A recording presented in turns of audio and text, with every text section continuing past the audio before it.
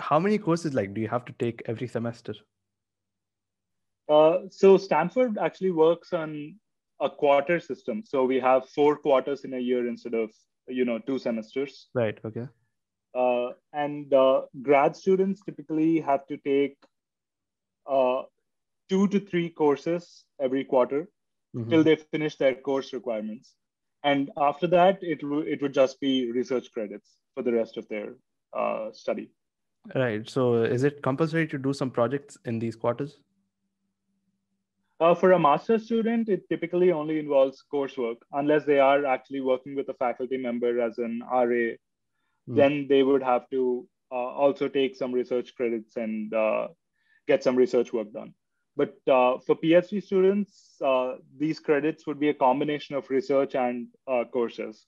So, for example, in one particular quarter, if I don't really find any interesting classes, Right. I can only take one course and I can take research credits for the remainder of my Oh, okay. requirements for that quarter. So we have flexibility in Yeah, terms of that's some nice doing that. flexibility. Yeah. So in order to conduct like good research with professors, you would require some good interpersonal skills to interact with them, right? So how do you build such relationships with professors? Mhm. Yeah, I think this is actually a question that a lot of my juniors back in IIT ask, or Yeah. in general, how do you interact with faculty members in a US university to, because students have this misconception that faculty members might get offended easily, or it's a Yeah. thin line that you're treading, right? So Yes. uh, I would say that faculty members, at least based on my experience at Stanford, are actually pretty accommodative. So they actually make you feel comfortable discussing whatever problems you have when doing research, or say you're not able to cope up with your courses. They provide that support. Mm-hmm. But obviously, you need to be smart enough not to go to your faculty member with every small thing that goes wrong at the lab, because Right. that is just part and parcel of grad school research, right? So you typically first go to your seniors at the lab or postdocs, who in a lot of cases can help you out because they've all faced the same problems before. Yeah. And then if it is something that they cannot help you with, then obviously going to a faculty member would still be fine, because they they can definitely guide you and help you out. So it's that relation that you maintain without going to the faculty member with every small thing. You Right. have to make that smart choice. But Mm. apart from that, they are really supportive whenever you do have a problem. Yeah. Yeah. So can you tell us more about the life at Stanford, the type of people you meet, the adventures that you have, or something like that? Mhm. Uh, so because I came at in 2019 and COVID hit in 2020, Yeah. so I've seen two very distinct definitions of life at Stanford.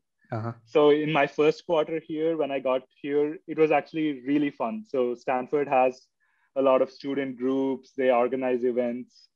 They have this thing called Cardinal Nights, where they take students to movies, or Hmm. even amusement parks, or laser tag Yeah. every week. And that happens every week, and it's heavily subsidized.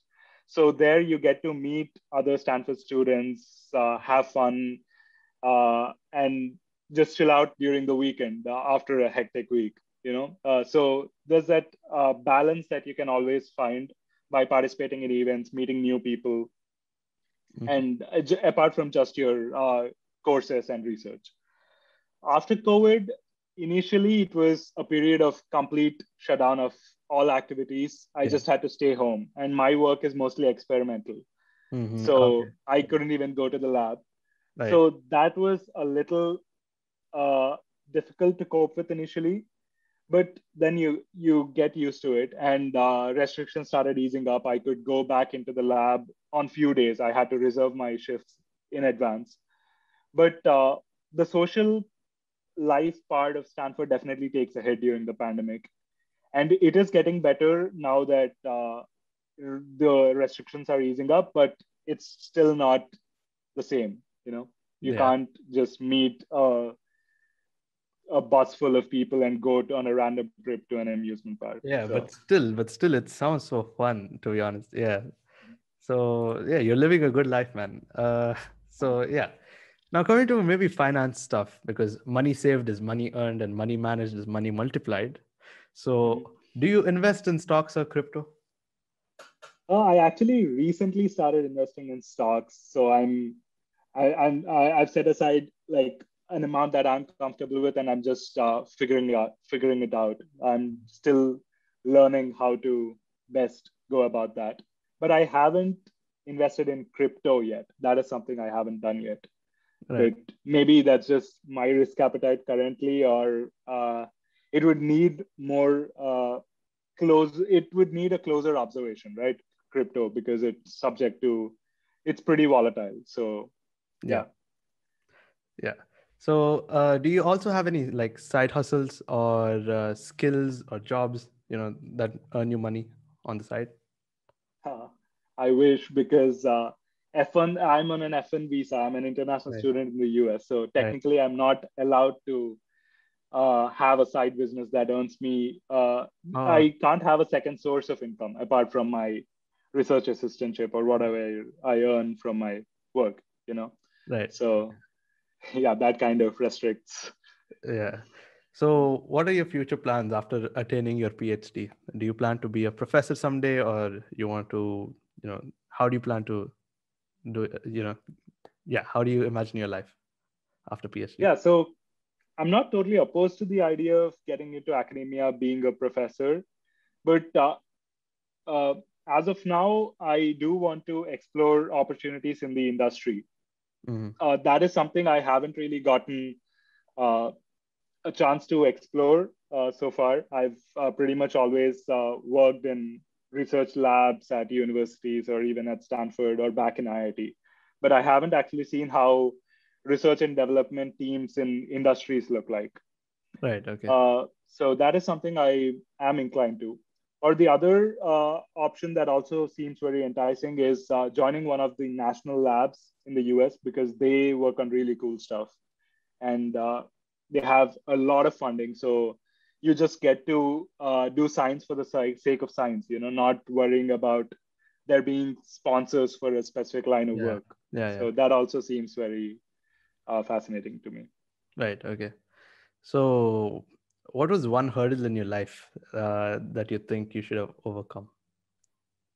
Uh, I think I've been fortunate enough to not to have any major roadblocks on my path here. Uh-huh. So obviously you have minor hiccups always, right? Like uh, yeah, it just happens. It's life. So, Yeah. but I wouldn't say that I've had any major Success. hurdles that I have to overcome to get here. Call me lucky, but yeah, Mm. I yeah, it's just you try do what you can, and you just have to believe that you'll get there, right? Yeah. Yes. Okay. So, can you tell us some memories that you fondly remember from college back in IIT? Uh, choosing a few is difficult because it's just 4 years that you cherish for the rest of your life. Yeah. So, but yeah, I mean, lots of fun memories. I would say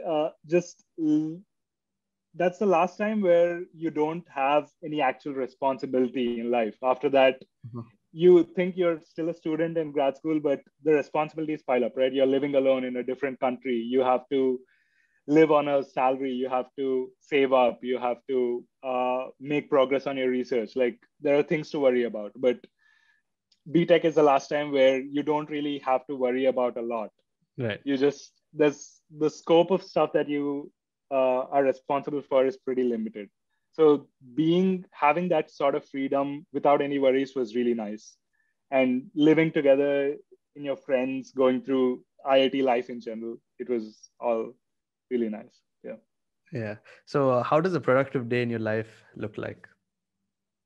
uh, I'll be honest with you, I wouldn't call myself a very productive person, because I tend to procrastinate quite a bit. So whenever I'm up against a deadline, it's like I slack off till for the first couple of days, and then I have to work overly hard the next couple of days. that is something I probably have to change. But among the productive days that I have, they typically are the days that I spend at the lab, because there Mm-hmm. you have a limited amount of time that you get in the lab. You really have no distractions, and you just get to work on your stuff. Staying at home, working on your laptop, you're prone to distractions. So stay at home days tend to be not as productive as days where I am at the lab. Right. And I tend to find that can get a lot of experiments done even on a single day when I'm working at the lab. Yeah. Right. All right, guys. That's all with Vivek, and he's provided some good value. So thank you, Vivek, for joining us. It was a Yeah, good thank you for interview. having me.